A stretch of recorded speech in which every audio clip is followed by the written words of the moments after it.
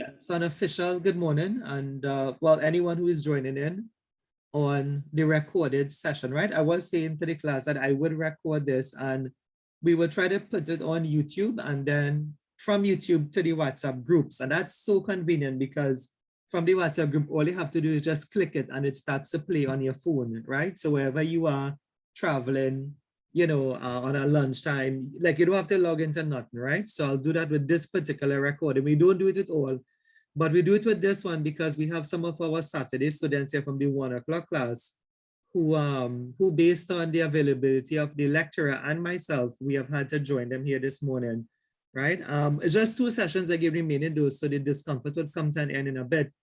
And again, those who are not on the live and you're in Mr. Ticker's class, like I said, you'll have the recording, and please remember you'll have access to me as well. Anything you're not clear about, there is really no need to wait. You can just send a voice note, send a WhatsApp, something, right? Take a pity of whatever slide you wasn't comfortable with, and I would be happy to help you once I'm not in a teaching session. So you'd have to give me some time. Tomorrow I'm actually teaching. So Sunday for you may be a free day. Sunday for me is not a free day, but Monday tends to be my freest day. I know that sounds weird, but that is how it is for tertiary schools. Weekends are the busiest. So like Monday is our Friday and Friday is our Monday. That's the simplest way to say it, right? All right, folks, I just want to remind you of a couple of things. Any questions, anybody? I think I heard. Yes, good morning, sir. The process safety that you have, the next course, yeah. What time on a Sunday would that be? We are looking, now there are 2 times available on a Sunday because there are 2 Sunday courses, right? So as I said, I'm busy like whole day Sunday, right? So the times available on a Sunday is 10 a.m. to 11:30, and another time is 1 p.m. to 2:30. So it would either be one of those times. It would either be 10 a.m. I probably may prefer the 10, but again, students could sway me if you prefer like the afternoon, like 1 p.m. to 2:30. That's a kind of more of a quieter time on a Sunday.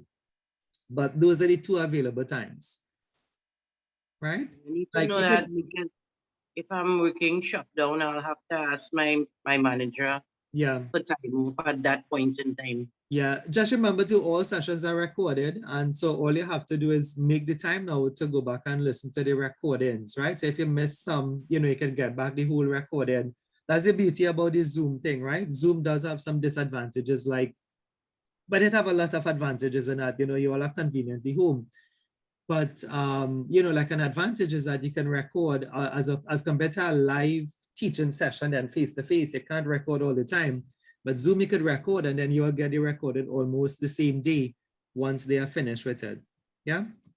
All right. So as you mentioned, yeah, go ahead.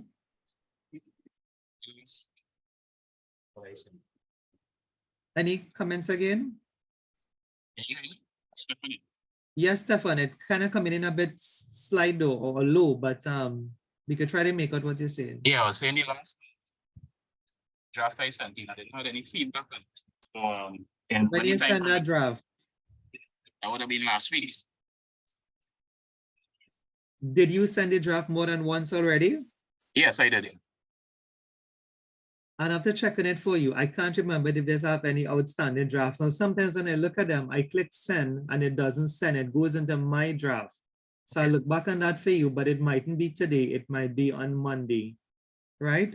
So you could remind me on Monday because as far as I'm aware, I corrected all papers that were sent. If you did send it more than once, that may be a reason why I shelved it then for somebody who had submitted maybe a new one. But the only way to tell is if I look back on my inbox or my send to see what happened anyway. Yeah. But I sent the first part where then one part of it. Right. The second part. Right. Yeah. Yeah. So I'll have to check and see. I'll have to check the thing and see. So it could be that I missed it, but it could also be that seeing that I thought I checked it already, maybe I didn't check it again, right? But I'll have to check and see. That'll be on my inbox to see what's happening. But what you could do, Stefan, feel free to remind me on Monday so that I could probably look at it on Monday anyway, right? You could message me on Monday morning, 9, half 9 and stuff. I said Monday is like my Friday. It's like an easier day. So, you know, I tend to get most stuff done on that day anyway. All right. Okay, so let's have a go. So, oh, sorry, I had 2 announcements and there are some people waiting to come in. Let me see, right? Jason, that too. Right, so the announcements would have been, for now, I think all of you all have been paid for and you may have gotten your student number already, right? And so what I will do, I will ask you to confirm that now. So don't confirm it now, right? What I'll do, sometime in the week, I'll give a coordinator that job, right? I'll ask a coordinator to contact you all personally to see if you got, in fact, no, I'll probably do that next week because you'll get your login details that time, right? But I'm sure you all are paid for and you will have your student numbers. So we were successful with that in terms of getting all of the pounds, the UK pounds. It was not an easy process.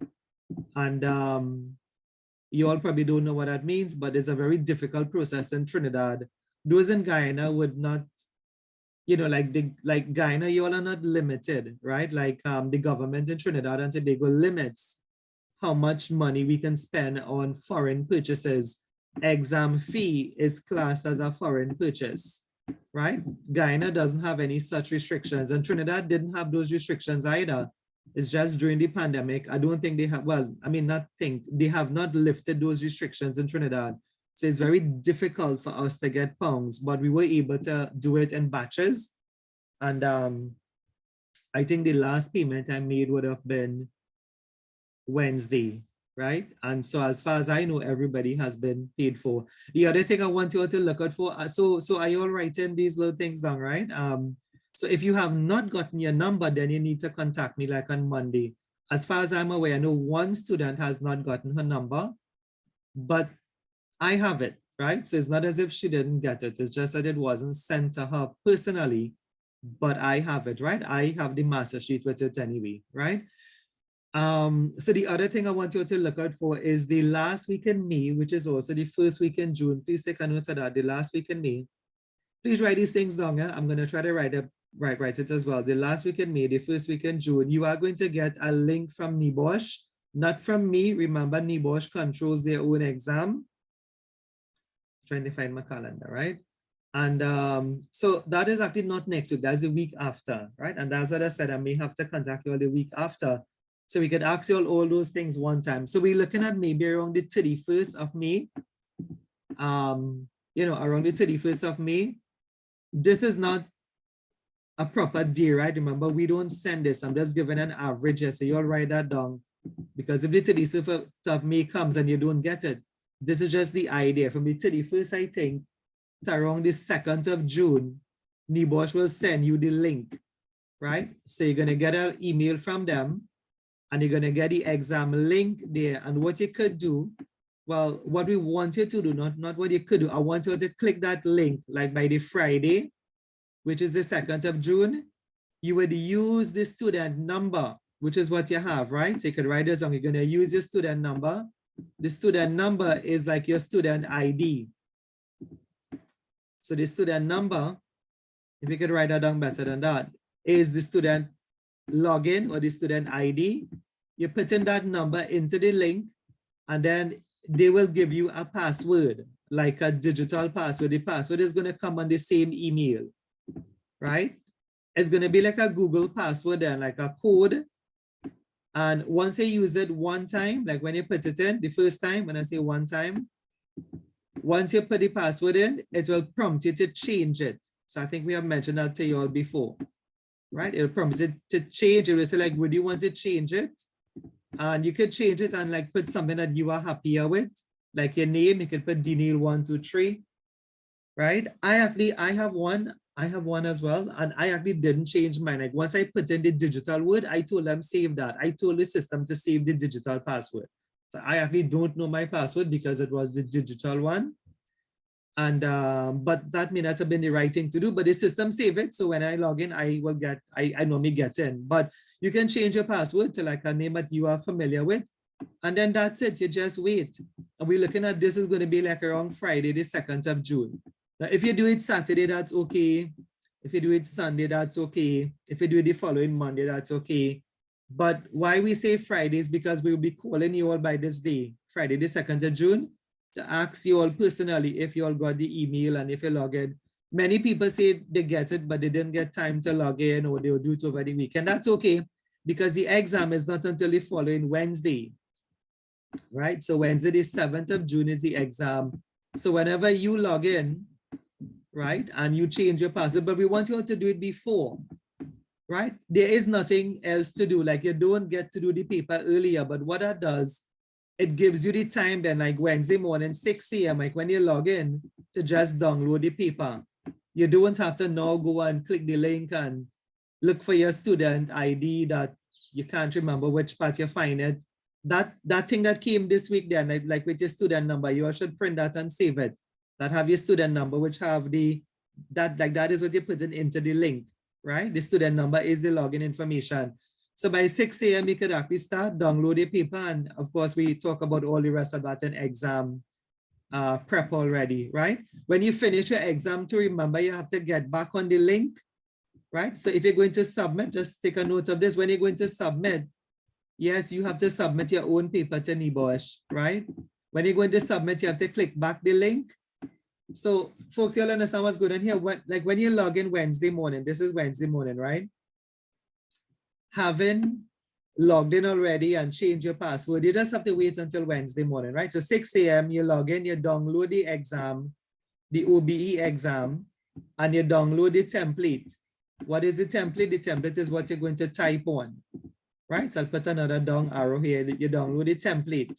I'll show you one, but we have seen, if you all have been looking at some responses, some past students, you'd see, you know, like there's something to type on. So that's a template. And you don't have to stay on the internet, right? You don't have to stay on the platform. Remember, when you download a paper, right? You could come off the platform. So the whole day you don't need internet, then you just need internet to download the paper. Well, you probably need internet to do your research as well. But what I'm saying is that you don't have to stay on the platform. Folks, you understand that once you download the paper, it becomes a Word document. This is also a Word document. I would hope you all try to print this paper, because you know how difficult it is to read on screen, especially when a lot of your answers are on the paragraphs itself, right?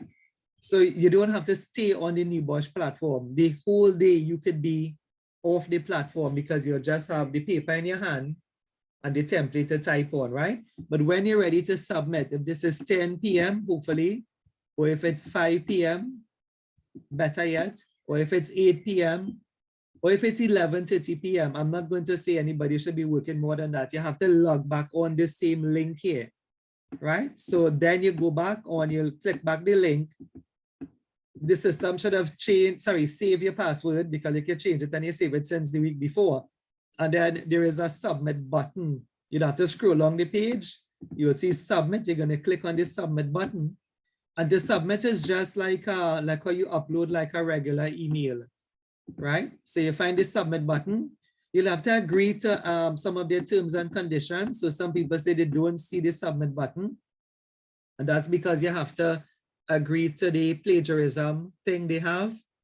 You'll have to scroll along and agree to everything they say. Once you click agree, you'll see the submit button.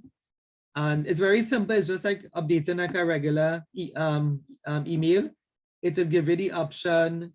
Once you click submit, it gives you the option to browse your computer just like a regular email. You'd see like a paperclip come up again, and wherever you have your template, you would upload your template, and then it will say thank you for submitting. The course provider will be in contact with you to do the closing interview, and that's it. It's very simple. The download and the upload then is very simple. Of course, the exam itself is what promises to be hard. Well, not hard, but that's the wrong phrase to say. I mean, long. Exams are long. I don't think exams are hard. But the challenge is not in the download and the upload then. The challenge is doing, you know, this long exam and getting the answer and whatever have you, right? So tell me if you have any questions on that. Now, there is a manual for this, but the manual is long, like my arm.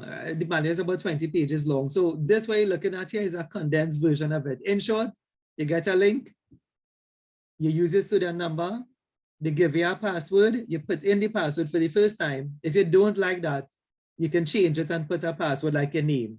Then you do nothing, you wait. Friday, Saturday, Sunday, Monday, Tuesday, Wednesday morning, 6 a.m., you get up, you download the paper, you print it, you download your template, come off the platform. You don't have to stay on the platform, right? The thing becomes like a normal icon on your computer now. It becomes like a normal Word document. You do your exam. We spoke about techniques. I'm not talking about that now. Whenever you're ready to submit, you click back the link. Everything should have been saved. Your student number would have been saved. The password would have been saved. And, you know, you scroll along the page, find the submit button, agree to their terms and conditions. And from there, you click browse. You'll have an option to browse. When you click submit, there's a paperclip. You upload wherever you have your template. And that's it. It will give you a confirmation that the paper has been submitted, and you know the course provider will be in contact with you to do the closing interview, which we do 1 week after the exam. Tell me if you have any questions on that. Look at it, see if you have any questions. Sir, Yeah. I have a question. Sure. Is the study session? You have any feedback? Yeah, okay, we come into that. Yeah, completely forgot. So I did send out, remember I said that is based on your, so I am planning it, right? I've spoken to the center to get the room and stuff already. But you all have to give me back a reply, right? I actually got back one reply. So remember, I tell you all, I am willing to help you all, but my time is not free, right? I think this is just good. Anybody who know me know that, you know, that, because I actually have made a free class available to you all, which we have few people coming to that.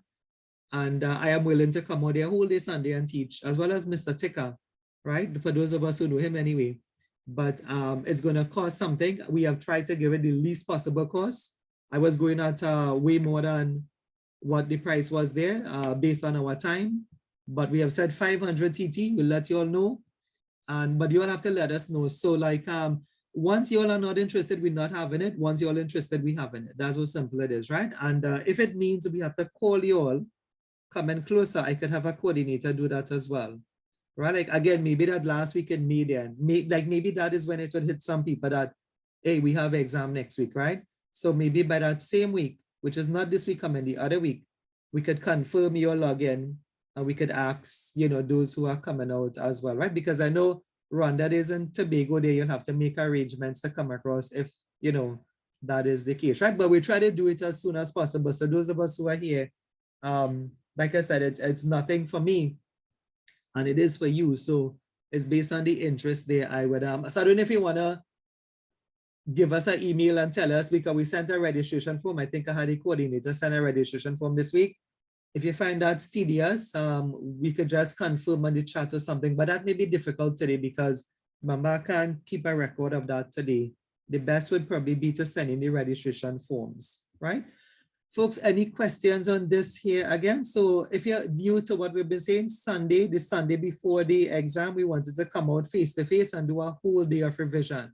Something we always did. And if I have any repeaters here, which I do, they'll probably remember that, right? It's something that put the school above the rest because from that, we had, you know, that is what made us get a lot of passes, right? We had a lot of study schools.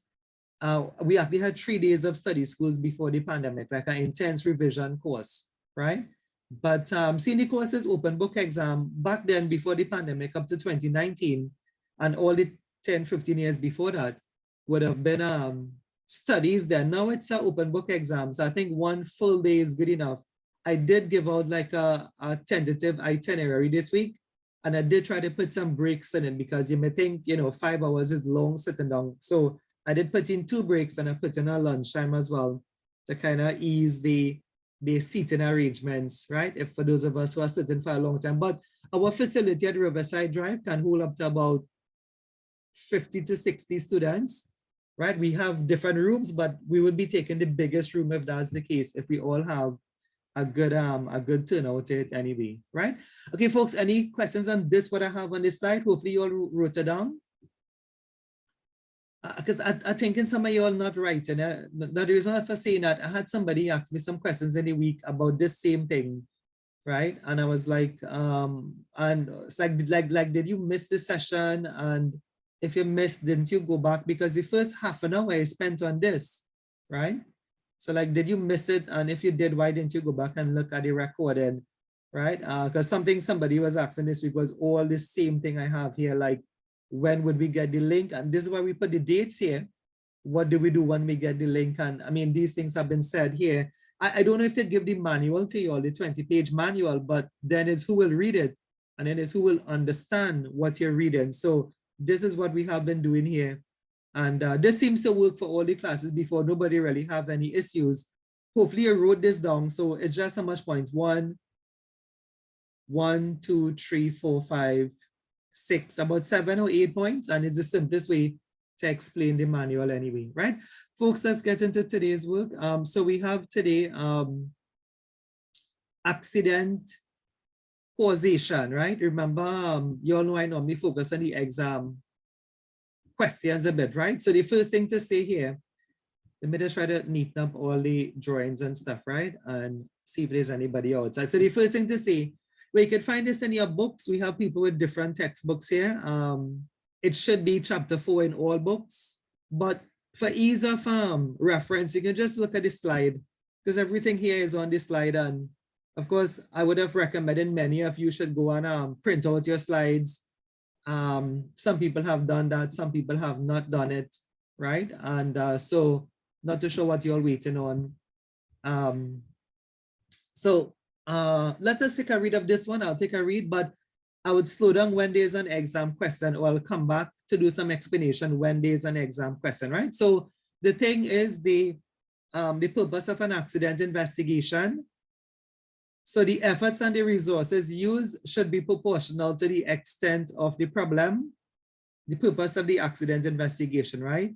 To identify causation, immediate and root causes, to identify short and long-term corrective actions, to help the workforce learn about their failings to prevent the chance of recurrence, to show the workforce that management are committed to overcoming failure, to help reveal risk assessments, which is a legal requirement of the Management of Health and Safety at Work Regulation 1999. It's a legal requirement of RIDDOR, which is another law they have in the UK, which stands for the Reporting of Injuries, Diseases, and Dangerous Occurrence Regulations 2013.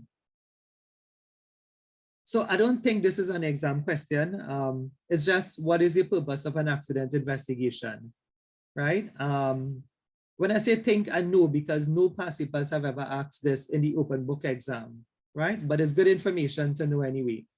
Like I said, I'll do some explanation when we come to what I think would be the past paper question, right? So types of accidents, you need to categorize types of accidents and incidents, as reporting and recording them can develop trends in failure. Categorizing, glasses fogging up for some strange reason, right? Categorizing failures can help you rank them. This helps you to prioritize a remedy. Just give me a minute to admit somebody too. Right? Categorizing failures help you produce accident ratio triangles, which helps you understand the statistical likelihood of an event relative to each other. None of that is exam, right? I'll explain that, but none of that is exam. So we're moving on, right? Okay, so the efforts, so the accident investigation procedure, the effort of investigation will vary depending on the complexity and the severity of the event. A procedure is required to define a methodology to ensure a consistent approach to investigation. A procedure is required to define who is responsible for what during an investigation. The methodology, a format is required to guide the investigators. It should prompt the investigators to dynamically assess whether or not it is safe to investigate. Should prompt the responsible person to report any RIDDOR-related events. A format should prompt the investigator or investigators to determine who, when, where, what, how, and remedies. Methodology, right? The format should involve the assessment of the area where the event took place, assessment of relevant documents associated with the event. For example, the risk assessments for that job that an accident took place in, the training records, the maintenance records, inspection records. The methodology should involve interviewing witnesses to an accident. The format should highlight investigation resources required. For example, competent persons, if they need to use like a consultant. The investigators may need to have a camera, a tape measure, notepad, pen, paper, sample bag, tweezers. None of this is exam. This is just good information. PPE, RPE, right, to do their investigation. So I think I can explain this a bit for you, and you'll see how simple it is. I'm going to do the explanation. I don't think it's a question, but remember, not everything is exam, right? Some things is just for real life at the same time. So the first couple of slides you saw, I can go back and show you. It just said, but what is the purpose of an accident investigation? I do think that there are two main purposes here. Now, when I say again, please remember, I don't think this is exam, right? Trying to get my marker. So I do think there are two main purposes here, and the two main purposes this. Now, this one is for your exam, but we have not explained it as yet. This is just, this is just a purpose then to find the immediate and the root causes. But you see this question here, this concept, this is what your case studies come on, this one. But we'll have to explain it when we reach it. We have not reached it. We are just looking at it in the sense of a purpose. The purpose is to find the immediate and the root cause. But from the exam, what they will do, they will give you the case study and they will ask you to find the immediate and the root causes, but we come into that. This, by the way, when we get into this, this is the exam question. This is what they like to bring here, right? For now, like I said, we just look at it as it's a purpose, right? It's like the overall purpose. Why you want to investigate is that you want to do the cause or you want to find the cause, right? Another main purpose, which I don't think is exam, is just good sense, is that you want to prevent the accident from happening again. The rest I think is supplementary. The rest I think is like icing on the cake then, right? Like if you investigate, you would show management commitment. If you investigate, you'll comply with the laws, right? But the two main purposes for doing an accident investigation is to find the cause. And like I said, that is going to be the subject of your case study if it was to come. Other than that, you may get a common sense question. I guess you all know what I mean by that. The case studies are filled with them, right? They have an accident and they ask you like, what the managers didn't do properly. And all of the answers for that is in the case study, right? So there's no need to even study for that. But, that is like what I refer to as a common sense question. We can see we can find one before the session is finished today, right?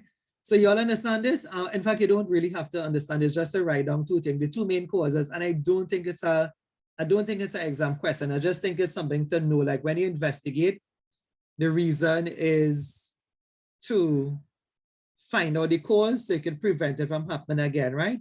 Yesterday, to tell you how things are new. I normally give you these stories, right? So those of us who know my lecturer, Mr. Ticker, the 1 o'clock class will know him very good. He went on interview yesterday, right? So he called me. We spoke till about maybe around 5 o'clock yesterday, right? Ministry of Agriculture. No offense if anybody's working in the Ministry of Agriculture here, right? He said he was put through a 45-minute interview. And well, I'll tell you something about causation just now, right? And at the end of the job, they were offering $4,600. And I said, wow, because no one should be working for so little bit of money in this day and age, right? And well, one of the things he called me for, he said he asked him about like an accident, now if it was to happen, who to report to. And he said they were telling him to report to HR.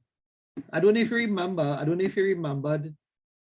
if you all remembered, I told him that is, they wanted like the head of, like the end of the procedure then would have been HR, like for that entity.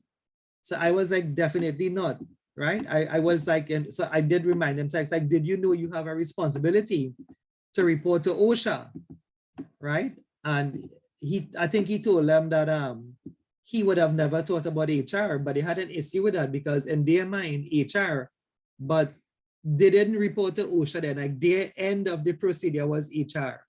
right? And this is some things we find a lot in Trinidad where even though the OSH Act says it, right? The OSH Act says, right? You must report forthwith. And that's what RIDO is. Like RIDO in the UK is the OSH Act, right? Or the HSW Act then, that you must report forthwith. And forthwith is within 24 hours, right? Like within 12 a.m. then, you mustn't let the day go over into the following day. That is what the OSH Act says, right? So, you know, I sort of laugh because just to tell you how some companies are, right? You know, so just to let you know then that this is your responsibility. But anyway, for those of us who are working, I always say, stick to your company policy. If the company policy was to report to HR, because remember, they are the ones that are paying you. Anyway, Mr. Ticker did not take that. He just did it, you know, for an interview, I guess, anyway, right? But to tell you how companies say one thing, but the law of the land, right, says something else then, right? The law of the land says something else. Companies saying, don't report, you know, report to HR is the end of the process. That doesn't make sense. And this is from a perspective of being a consultant for more than 15 years anyway. But that is what we sort of laughed about yesterday evening anyway, right? All right. So it's often about finding the cause, right? And you know, the HSE in the UK or OSHA here and in Guyana as well is very much, you know, instrumental in finding the cause of an accident if you all don't do a proper investigation. Anyway, so all of this thing here, right? All of this about you need to categorize the accidents. So you all may know that. Let me explain it still. You all may know that companies put them in different groupings. I don't know if you all know any of the groupings. I could, okay, what I don't want to write it because it's not an exam. I'll just kind of say them, right? So like there are some companies then they classify accidents into different categories. Now, one way for doing this or one way for doing this is to hide data, right? So like, do you all know any categories that companies class accidents under? You could let me know and I'll give you some, but I don't want to give you all. But like the most common categories then is of course accidents and incidents or near misses. Anybody aware of any other category that is used? Companies have a way of hiding accidents then, like they will say property damage, right? So I don't know if you understand what I mean by hiding information. So when they report then for the year or for a period, they say we have no accidents. You'll see that sometime if you all are in the companies, right? You'll see the company says we have 0 accidents. Atlantic LNG is very good with this one, with this technique. But how many property damages have they had? They have 0 accidents, but how many first aid they had? So those are the ways of hiding it. They hide it under property damage. They hide it under first aid. Anyone familiar with any of those things? I don't know if I can see your chats. I may have moved this thing way up to the top here. Anyone familiar with any other categories that like you can hide up accidents in? Of course, you can't hide a debt, but debt is also a category, right? Somebody must be working here. You all must know like what you think is a category. Atlantic is master at, yeah, you see lost time. Atlantic has one, right? And not just them, but so sorry to call their name 3 times, but not just them. A lot of companies, they have what is called restricted work cases. Have you all ever heard about that category? Restricted work cases. Your foot breaking it, but they want you to come to work. So in a way, it doesn't show up as a lost time. We say like the Trinidad thing for that is light duty.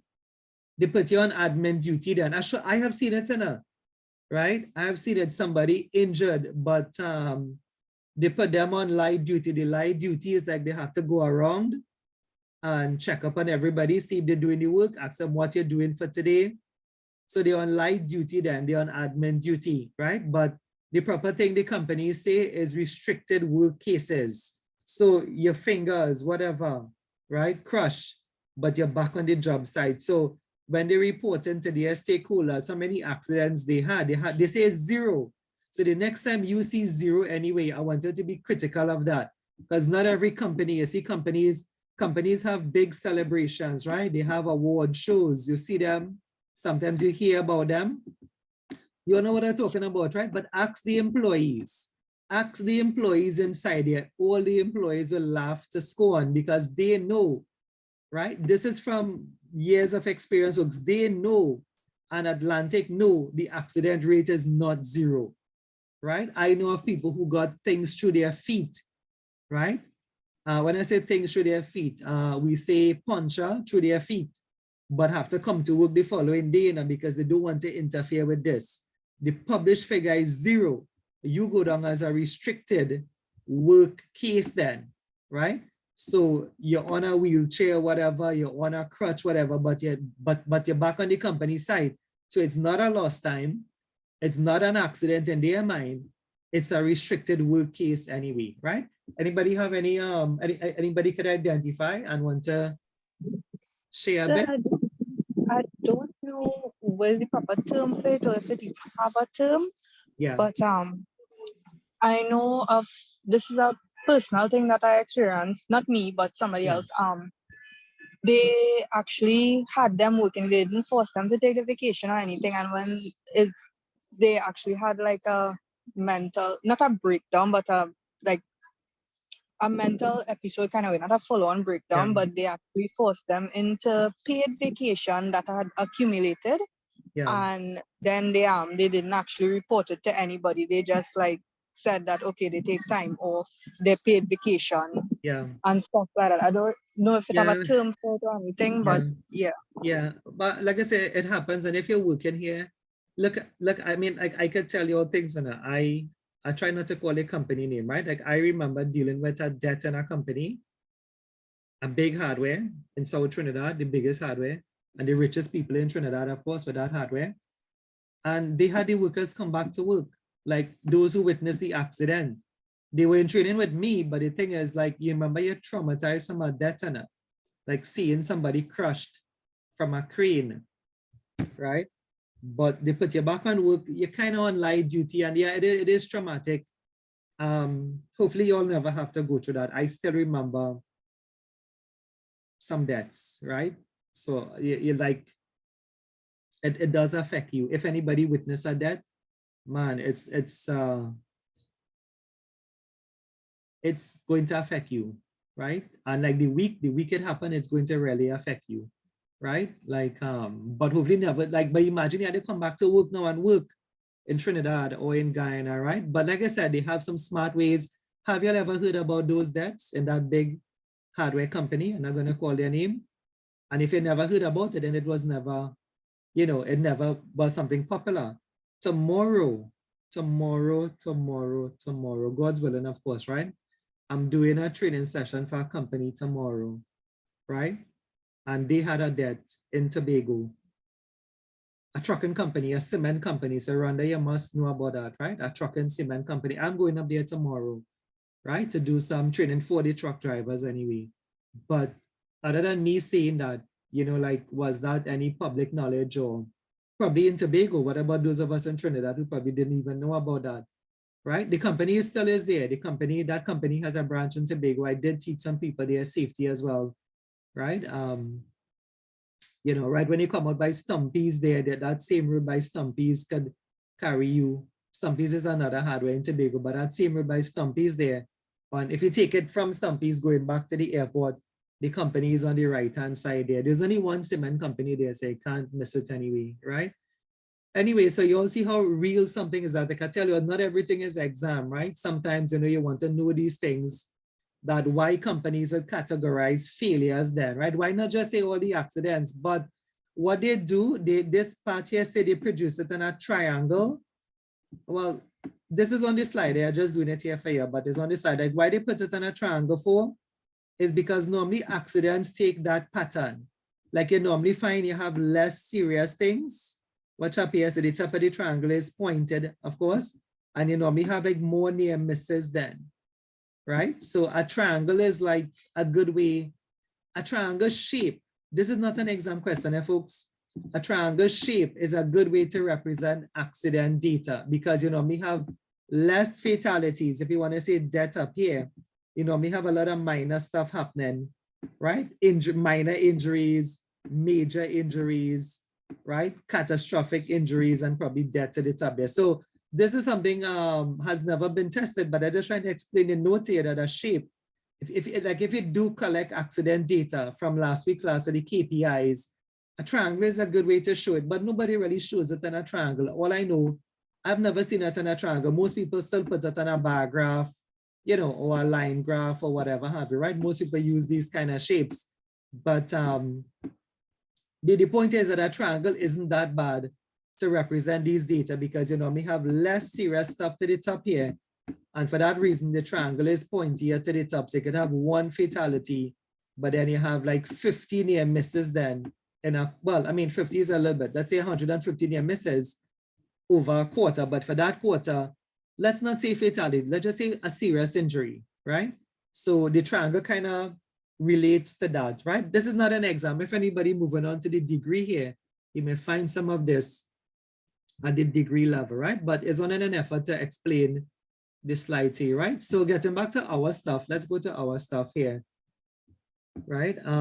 So the thing I was saying is that when you look at this slide, it kept saying you need a methodology to do this, you need a methodology to capture who is responsible, you need a methodology to ask who was involved when the accident occurred.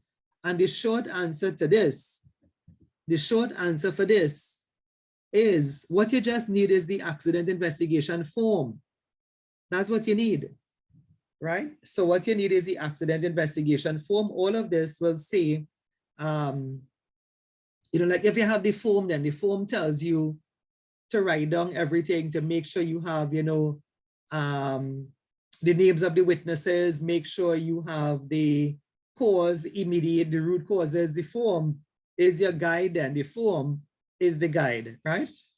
So now before I move on here, I want to give you, there is a form in the UK, right? So I just want to make sure that I remember the correct thing to give you, right? At this level anyway.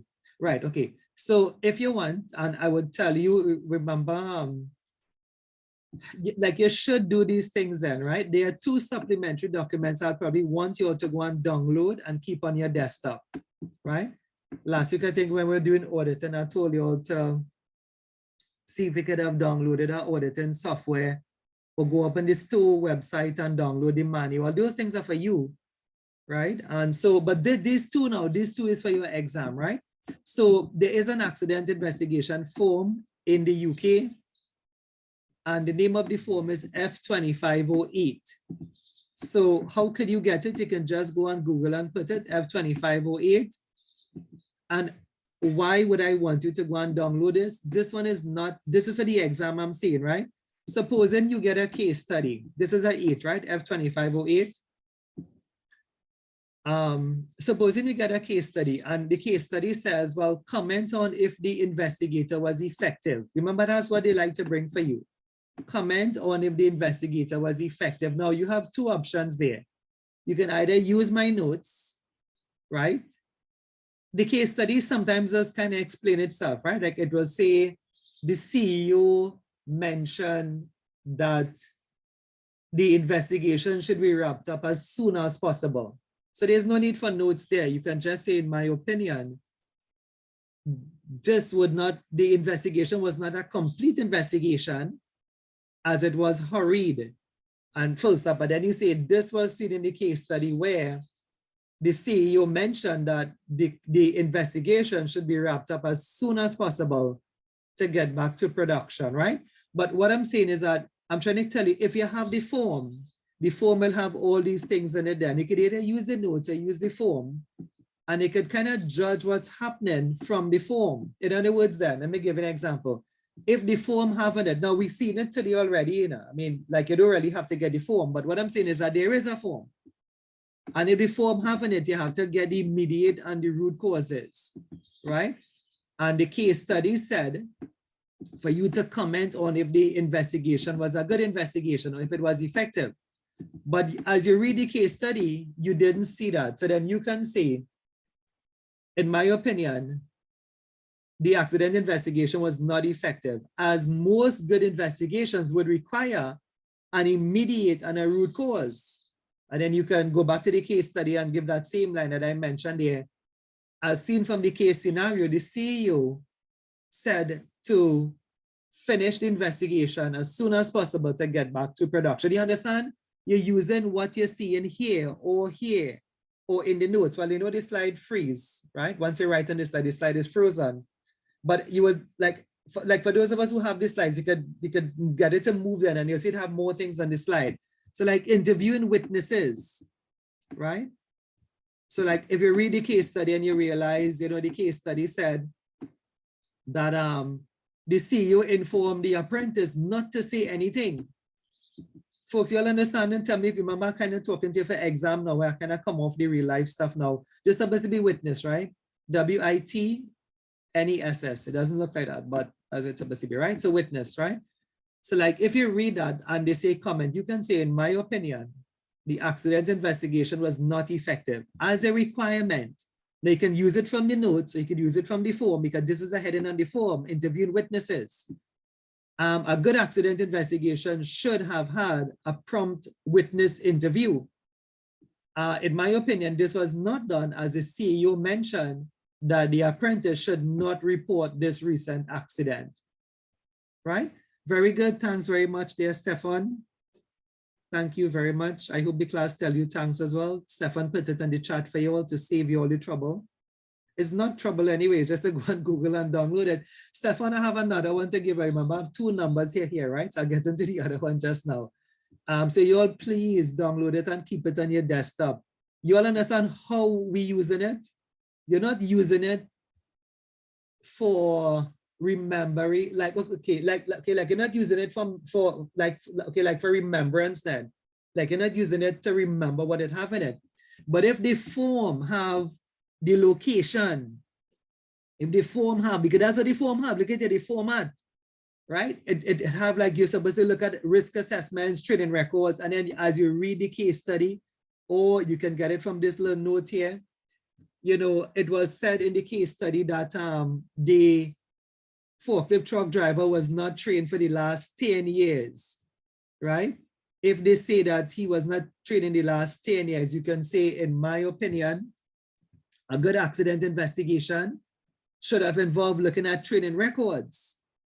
You can say, from the case study, it did not seem to be that the investigator looked at the training records, and in my view, then the accident investigation was not effective. So you see the purpose of the form, but the purpose of the form, again, those of us who have come to study school, remember, you are a source of information too. So if you understand today's work, you are a source of information. The case study is a source of information. You are a source of information. The internet is a source of information. The slide is a source of information, right? Okay, so folks, just one more thing here, because I put number 2 here. I hope you write this one down too. So here the thing, right? This form doesn't exist on its own. This form came out from a document from the HSE website. And your books, doesn't matter what your book have. You see the steps on accident investigation? The authors of your textbook is not making it up. I am not making it up. Somebody make it up already, and that somebody is the HSE. So the authors of your textbook, what they are doing, they are quoting something from the Health and Safety Executive, and that is the main document for an accident investigation. It is called, trying to find my book, I believe it's called INDG. I hope it's not HSG. I better check my book.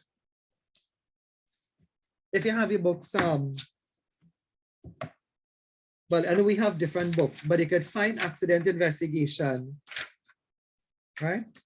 It's actually 245. I just want to make sure it's not, I think it's HSG 245, right? And not INDG 245. So I'll go with HSG 245 because it's a HSE document. I was correct, right? So I just wanted to double check it. So it's HSG 245. This is the world-renowned book. This is a book. Remember, guidance is a textbook. Remember, all guidance is a textbook, right? You learned this in chapter 1, right? So HSG 245 is the main literature for accident investigation. And if you all could find it, in your textbook have them, right? There are 4 steps to them, right? There are 4 steps. I'm going to put it here in case you don't have your book. I would have liked to put it better though, but I'll write it here for you anyway, right?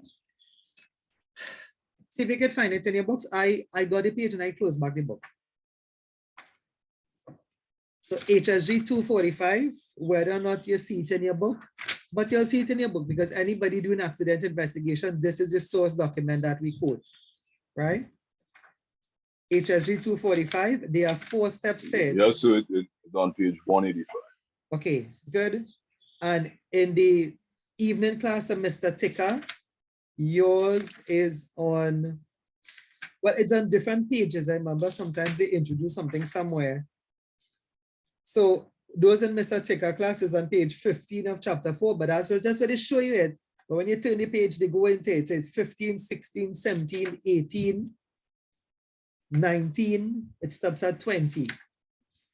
Right? And it doesn't matter if you're in a degree program here, folks. If you'll get to that level, it's the same thing. That's the guidance then on how to do an accident investigation. But there are 4 main steps mentioned. And I want to write down the steps for you all. Right? And so I'm trying to find it myself. So step 1, folks, you may want to write a bit. I could probably squeeze in some of it here, but I mightn't be able to squeeze in all of it here, right? So step 1 of how to do an accident investigation. Remember, this form comes out from this book. Please remember that. If you forget, this is a book. You could download it. I'm sure somebody put it in the chat already. I didn't look and see. And or when you get it, you put it in the chat, I guess, right? But download it on your desktop because a lot of the questions, now again, folks, you could just use the case study or you could just use the form, but what we're trying to tell is that in case you run out of points, then there is a book on this thing. So if you run out of points, this is a 10-mark question, but you came up with 8, or you came up with 7, or there is a 20-mark question. HSG 245 is a book on accident investigation. I have 2 hard copies in the office, but when you all come, you must ask me to see them because I don't ever remember, right? I have tons of books at the office now, literally tons of books. Huge books, right? But this is not a huge book. This is a tin book. Guidance is a tin. Guidance is a green and white. If you all remember that, it's on lesson 1, but they are very thin books then. About 20 pages, right? But it's a whole book then. So if you know like exam day, they ask you like 20 things about accident investigation. And yeah, you pick up some from the case study, but maybe you just want to watch the document a bit, right? Anyway, let's get to the steps. So step 1 is to gather the information. If you can see it, you can let me know in your book. I just put gather here, right? Step 1 is to gather the information or in your books. Step 2, I'm going to try to simplify it, right? Step 2 is to identify the immediate and the root causes. So remember, I tell you, step 2 is like one of the main things that is tested, right? For an exam. Step 2 is to find the immediate and the root causes. Step 3 is very easy. You want to suggest controls, like the hierarchy of control. If you read it, this is the main point there. Step 1 is to gather the information. Step 2 is to find the immediate and the root cause. Step 3 is to suggest control measures. And step 4 is to come up with an action plan to prevent it from happening again. But each one of these steps is like, you know, many pages in that textbook. But you don't need to know all of that. It all depends on the question that is being asked, right? Action plan for corrective action, right? So you can't say you didn't get it, right? Gather the information, analyze to get the immediate and the root causes. By the way, they're not going to ask you to list the steps. What they're going to ask you, if you'll finish writing, I'll take this off on this side and I can try to help you with that. They'll ask you something about it then. They'll ask you like, comment on if the information was gathered effectively. Comment on what is the immediate and the root cause. Comment on if you think the controls that is said is effective. I've never seen a question on action plan though. But, you know, I guess for you to comment on an action plan, they have to give you an action plan, right? They have to give it, they have to make it up like a table and give you an action plan, which we have never seen. The most common one we have seen is the second one.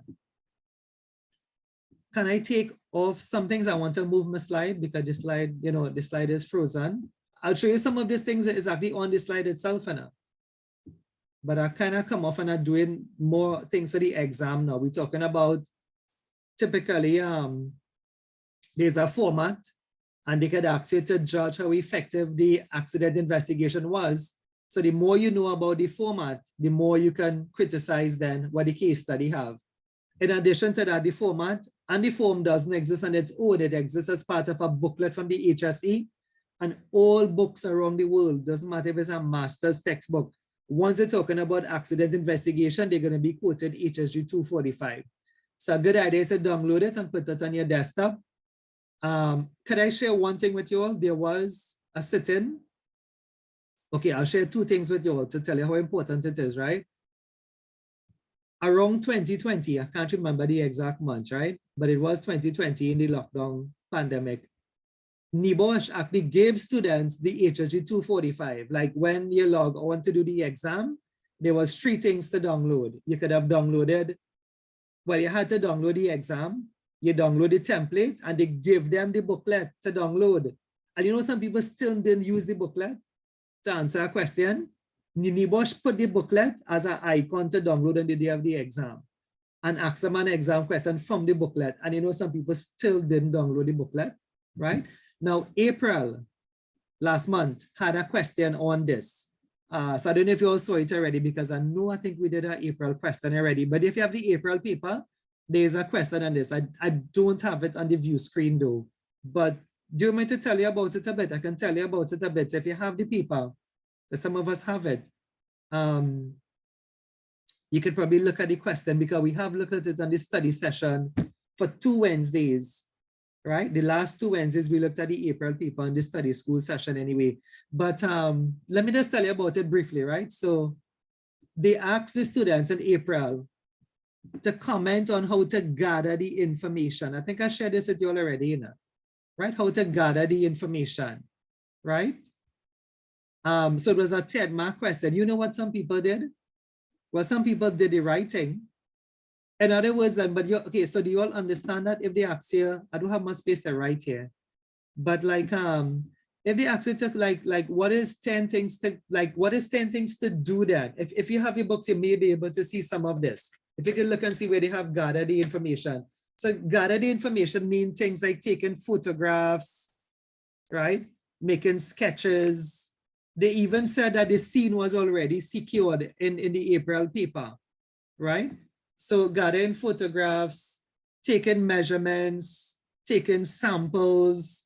Gathered information is this, watch it here, it actually underlined already. Like looking at documents then, asking for the training record of the driver. If it was no, it wasn't a driver. April was a amusement park scenario, but I think it had a safe system of work, right? The past paper mentioned a safe system of work. So looking at training records of those who were trained in operating the machine. In the case study, for those who have not seen the April paper, it was an amusement park and it was like a monster, a hydraulic ramp then, a hydraulic creature that was featured in a haunted house. So they call it a monster. So that's what gathering the information is about, like looking at the inspection records. Do you know what some people did? Anybody want to tell me what some people did? You know what some people did? Some people went and wrote about all the steps. And that's what I'm telling you all. Not because I write it down, and remember I teach all the classes. If Mr. Tigger is teaching, I know he would do the same thing too. He probably would not have written it down, but it's the same thing we're looking at, right? So, but not because I write it down mean that you have to go and talk about all, right? A couple of students, I remember some guys on the chat, I think I shared this with you all, Tyler was one of them, right? He was saying, well, he wrote a lot. He said, man, he wrote about Riddle and he wrote about the control hierarchy, and I think, but so we do look at your chat during the day of the exam, and I think somebody told him, you know, that he may not have done the writing because the question was not on all the steps. The question was on step 1, and likewise step 2. I told you all this. So watch me here, but step 1 came in April. So who is to tell you that step 2 wouldn't come in June? They wouldn't come back with the same question again in June. They wouldn't come back with gather again. They will come back with immediate and root causes from the case study. But if you understand the question, like if they say gather the information, you just have to focus on that then, like gathering the information, right? And just in case you all want a hint to that, because I'm not seeing it in your book, a hint to gathering information, you want the hint on it? I don't think it's coming back in, I'm just telling you. A hint to gathering the information is that you gather the information from people which is witnesses, like, so people is a source of gathering information. People, documents, which is like all those training records, right? So this is a hint, people. So you can talk about witnesses. Give me a minute to admit somebody, right? People, documents, and observation. Like you can do your own observation. Observation here would be like the picture, the sketches, right? I mean, God forbid, but think about like a car accident. Like if he was going to get insurance or file for insurance, you'll have to produce like a sketch, right, of where the accident happened. So the general hint, I don't know what you have in your book, is that a source of information are people who would have witnessed what have happened, documents, and even you doing your observation, taking samples, right? Like a sample of the machine, like a sample of oil that was on the ground. In short, if you all want a next way to remember this, in short, you are like a CSI then. You want to gather the information as a CSI investigator. So think about that. If you all have seen that show, I've actually really never seen an episode of that show, but I know it exists, right? So you are like a CSI. So you understand how important it is to read on the day of the exam. So suppose they ask you about control then, suppose they say comment on how effective the controls were, but for that, I don't think they will give that because most case studies have a negative overtone. Most case studies, as you read it now, you kind of get like a negative vibe. So it doesn't really have much control. So I doubt that. The only way for the answer number 3 is the case study will have to have a positive vibe to it. And then you could say, well, yes, they did have training and you thought it was effective and stuff, right? But there have been no questions on number 3 and number 4. The point of writing it down is to tell you that this exists, but the past papers will test each one in detail and see that this one was tested already. Maybe you will get number 2. So let's go straight into number 2 now. Right? So for number 2, watch me a bit. It's very simple and I can just do it on this slide. I am actually giving myself extra work here. I can just do it on this slide, but I just want to show you something on this slide before we wrap it up, right? Because once you know it, that's the end of the class. Once you know what I'm going to tell you now, that's the end of the class. But I just want to show you first, right? So let me just tell you a story here. Please remember that, bear with the story a bit. So in the world of causation, many psychologists over the years have tried to come up with a reason for accident causation. Folks like Heinrich came up with 5 steps, and there were other people like Bird and Loftus. This guy name is actually Frank Bird. Bird is his last name. They came up with different reasons for an accident. Now, at the certificate level, you notice you don't have to know any of these. At the degree level, you have to know. It did not really test in this at your level, but what I'm saying is that the story is that there are psychologists who came up with different reasons for an accident. Now, from what HSG 245 says, there are just 2 main reasons, but the psychologists disagreed, right? But you all are doing level 3, so we have to stick to the work from level 3, right? So there is a Heinrich, there's Bird and Loftus. There are other characters, by the way, who propose what are known as multiple causation theories. And this is exactly one of those theories that every cause then have another cause. A good way of thinking about this is like what is called the what if diagram. These things don't come for you all. I'm just trying to tell you that it have more than just 2 causes. But in your literature, you all are sort of kept to HSG 245, which mentioned an immediate and a root cause, right? So that's what you see, an immediate and a root cause. So let me just explain it to you, and you'll see once I explain it, it's finished. We talked about witness interviews. We spoke about that just now, that it's a good idea to interview the witness as soon as possible, explain the purpose of the witness interview to them, don't interrogate them, don't victimize them. Those are things you can pick up from the case study, and you may be able to say that the investigation was not effective, right? It's best to carry the interview at the scene of the investigation. It's best to use, like a manager, a line manager, conclude the interview on a positive note and stuff, right? So let's get back to the meat of it. The meat of it is right here, which is from your case study. What are the immediate, sorry, I went too far. Please don't learn these things, right? This is like this is the degree level, right? You get these things at the degree level, level 6, right? Or the masters. because this is just how it is. I don't have anything more than this. It may have 2 other charts, but we cover those at the degree level too, right? I mean, this is third, so you're not seeing all the theories here. Bird and Loftus is the most popular theory, by the way. But like I said, you all are not tested on the theories, right? You all just get what is the immediate and the root cause. So here is the answer for it, right? Listen to what you have to know. So all the psychologists agree, this is something you have to write it, because once you understand this, you can do the question now, that the immediate causes, right, are due to you. Well, kind of you, but it's you, right? I'll tell you why I say kind of you. So the immediate causes are kind of like due to you and the environment, right? So like your working conditions. Immediate causes are due to you, something you are doing wrong, like the forklift driver speeding, right? But they could also be like water on the ground, or they could be like oil on the ground, right?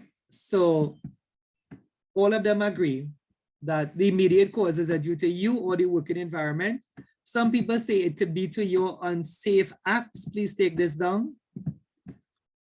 To your unsafe acts.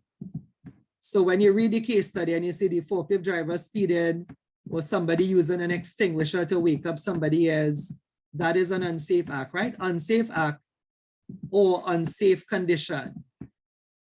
So the unsafe condition would be the environment. So water on the ground, a cord across the driveway, whatever it is the case study say, right? Unsafe condition.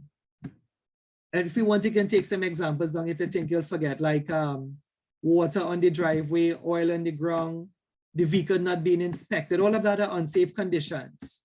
So all the immediate causes are due to unsafe actions or unsafe conditions. If you learn anything today, make sure and learn this.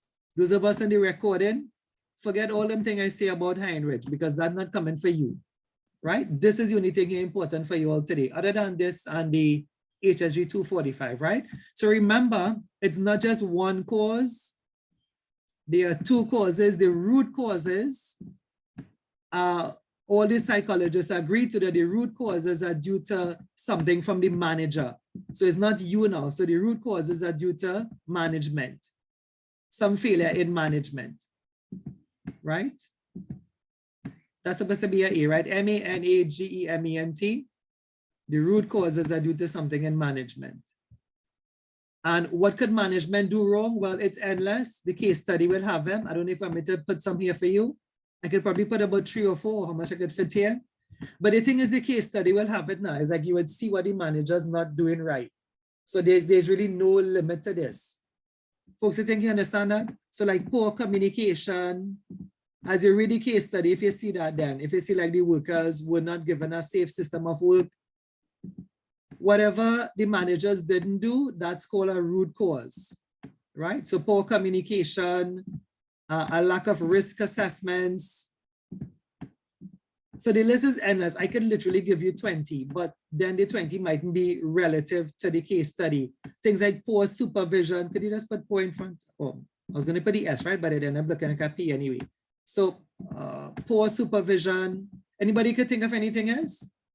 Like what could managers not do right? Anything that they're not doing right is called a root cause.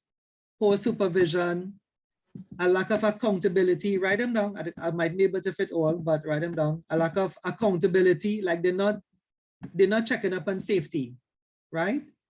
Even a lack of education from management. You find that a lot in case studies. The case study we say like the managers, like they are now doing the NEBOSH diploma. Poor education from that perspective of the managers. Poor supervision. Could I put some more? Poor training, or a lack of training. And this is the management training I'm talking about. Wonder if you all understand that. When I say poor training, I'm not saying the managers are training workers. I'm saying the managers themselves are not trained. You may want to take a note of that. Because if you just put poor training and you say the employees are not trained, that would be wrong. For it to be a root cause, the managers themselves have to be trained. Please write it down. If you say poor training and you from the case study, you say the managers didn't train the workers, that is wrong. Because if it's a workers, then you put back the blame on immediate cause, on you then. But the managers themselves must be trained. Folks, you think you understand that? Anyway, let me tell you why I've put it in two like this. Well, you figure it out as already, right? I'm sure you figure it out already.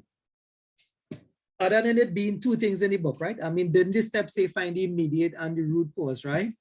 So if you wonder why I write it like that, yes, it's because of this, but it's because of something else too, right? So listen to what NEBOSH does, right? Let me just check what you have in the chat. Yeah, let me tell you what NEBOSH does, right? So some sit-ins, I'll listen very carefully, yeah? Some sit-ins, they ask you the immediate cause. And in some sit-ins, they ask you the management cause. And what do students do? Guess what they do? They mix it up. 10 marks, but you mix it up. So half of them may get them wrong. If they ask it, what are the immediate cause or what the workers could have done, why you're talking about management? And likewise, if they ask you what management could have done, why you're talking about the workers, right? So the biggest, you see these two things underlined, immediate and root, right? Now, some of you may remember, but I hope you all don't do this. There are some people who don't look back at the videos, right? Everybody wants a video, but they're not looking at the video, right? And on the exam day, I see it on the chat. I see it, somebody said, you know, I think so have a recording and this and that. And then somebody said, yes, they went back and they got the recording and all the answers there. Isn't this all the answers right here? Right? But why are you waiting for the exam day for? I tell you, this one, I put in this one on YouTube, right? So this is going to be available for the world to see. But why are you waiting on exam day to sit down? Well, I guess you could forward the video on YouTube. You could just move the bar along till you get to the good piece, right? The piece when I'm telling boring stories, you could just ignore that. But you could get to the good piece with the answer, right? But why are you waiting? Why are we waiting for exam day, right? Like for me now, like if I knew I had an exam, I told her this last week, I would have been on this thing this month. I would have made time for my project. I know some of y'all working long hours, but there are things you can do. I told you that you could print your handout and carry it with you like how I used to do, right? You all have videos. I didn't have videos. You all have videos on YouTube now. We had videos on a disc, right? I actually started studying when it had floppy disk, right? When I was in my first degree, I remember somebody from the UK came and when we told him floppy disk, he was like, you all still use floppy disk? This was 20 years ago, by the way, right? I was like, yeah, because we didn't know any other disk in Trinidad. But the guy was from Scotland, and he was like, you still use floppy disk, but floppy disk was the thing, if you remember even what a floppy disk was, right? But to say like DVD and thing, or DVD is kind of old fashioned now, or MP3, because you all have your stuff on YouTube, right? Anyway, folks, let's get back to the point. The point is they're going to ask you, they could ask you immediate or root. And again, there are some questions that ask you 5 and 5. Like for 5 marks, they ask the immediate causes. Look at right here. How could you get it wrong? We have it on my slide here. I write it. You know, I could actually read this for you all, like Mr. Ticker, and just say the class finished. But no, in addition to it being in the book, it on this slide, I can come back and I write it here. So 3 times the information here for you all, right? 5 and 5. Again, if you don't understand what this means, folks, I'm going to say it one more time. You have to go to the case study. If the question asks you immediate cause, keep in your mind, you're looking for an unsafe act, an unsafe condition. So when you read the case study and it says the apprentice was using their phone while driving the forklift, I'm sure you'll remember those kind of things, right? Then that's it. You say an immediate cause of the accident is an unsafe act. When you put this is the answer here in an unsafe act, when you say that, the examiner know you know your work. Because this is the learning outcome from the booklet, the HOG 245. That's what the booklet says, right?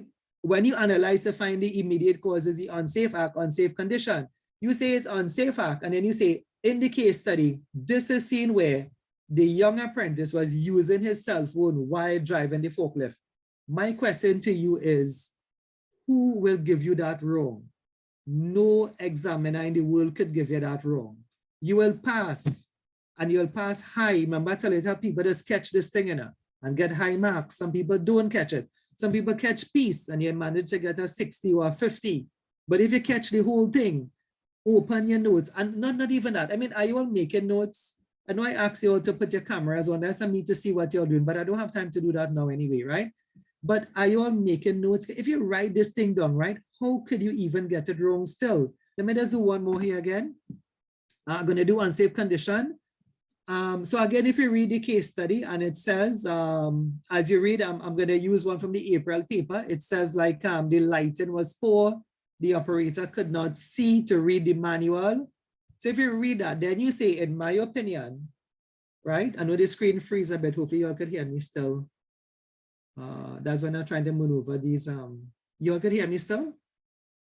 Probably could hear, but I know the screen froze on a bit there. I was trying to maneuver the marker then. If you could hear me, could you put something in the chat? So my screen is frozen, but that's because you have so much of things written up on the thing. I think you could hear, there's a pity I frozen a bit, and I'm not getting to release the marker. Let me see. Yeah, okay. Oh, you're not hearing. Okay, some could hear. But let me wait 2 minutes and see whether if it would sort itself out. We seem to be frozen still, right? But some of you all may be hearing. Yeah, I just have to stop moving up things on the screen, because that's when you try to maneuver all the things on the screen at the same time. Anyway, we are finished for today. I'm just kind of talking about our PASIPA for those who are listening in anyway, right? We are just, the class is officially finished, but it's just to mark the roll now and to wait for the screen to unfreeze a bit, right? And my cursor is still rotating here, so. Right, so is everybody back in? It looked as if the internet dropped, right? Because I didn't see you all anyway. Okay, so thanks for staying on. You all can hear me okay on your side, folks? Yes. Okay, good. Yes, Well, I think what I'll do, I think I'll just call the roll, because we were finished there. I mean, I was just kind of overdoing it, right? In terms of what comes for exam or what doesn't come. I did want, though, if you all could spare me a minute, I did want, but the more I interfere with this thing, the more I may make it difficult. I did want to share a past paper with you, but whenever that makes any sense now. Oh, I don't think the share window is not even opening, right? So let me just call the roll. So what I'll do, I'll call each role in turn. I guess let's call the one with Mr. Ticker first. I'll call his class first, and then you all could leave. And then I'll call the other class, right? The paper did come up, but does it make any sense to share it with you still? I think I will, right? So let me just put it in the background if it will show. Hopefully it doesn't bump us off again, right? So this is December 2021. That's sitting, if you all can see it, because I'm not seeing you all, right? Can you all see that? December 2021. Yeah. This, Yes, sir. yeah, this sitting had 100% passes in Trinidad, right? This was a class in Trinidad. Well, it may have had a class in Guyana too, but I mean, what I can remember, right? This batch in Trinidad had 100% passes, right? So the reason for showing you is just to kind of see if we could find the accident question. Remember, there's a question on most things then. There's a question on law, right? There's a question on safety culture, those kind of things. Kind of interfering with this thing too much. I shouldn't. Anyway, right. So let's see if we could find something on accident here. This had financial arguments, investigating incidents. So look, there's one here, right? You advise the director that the organization should carry out some health and safety. No, that's not it. But then they had investigated. This is more on KPIs. So they want the lagging indicators. So this is like last week class though. Comment on the reactive lagging monitoring measures that could be put in place by the organization. So like, what would you want to measure reactively? We did this last week. Things like the number of accidents, number of incidents, number of property damages, and the case study may have led to some. We can just get them from off the handout anyway, right? So just wanted to show you that these things are tested.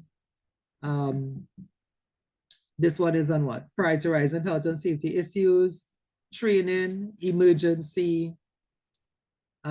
This is chapter 2. They wanted you to comment on these targets here if you felt that this target was a good target. If you all want, I could send you this paper. I'm not too sure if you all have it. I could send you this actually after class today, right? Not that I wanted to do anything in it, but just to look at some papers then, right? Like I did say, I did plan to do about 5 of them on the study school that we have planned coming up anyway, right? Let me just call Mr. Ticker class first. The rest of you stick around a bit. Once I hear your name though, you could leave, right? And for the recording though, I think when the video stop there, that's where the recording will stop. The rule wouldn't be part of the recording. Even though this is recording, this is not really theory. So I wouldn't put up this part of the video. I'll just put up where the theory had ended, right? Jason, Datu. That's what I write. Okay, thanks very much. Roshan, I think he told me he couldn't come. In fact, let me stop the record. Present. Oh, Roshan, you here? Present. Okay, all right, okay, all right. Yeah.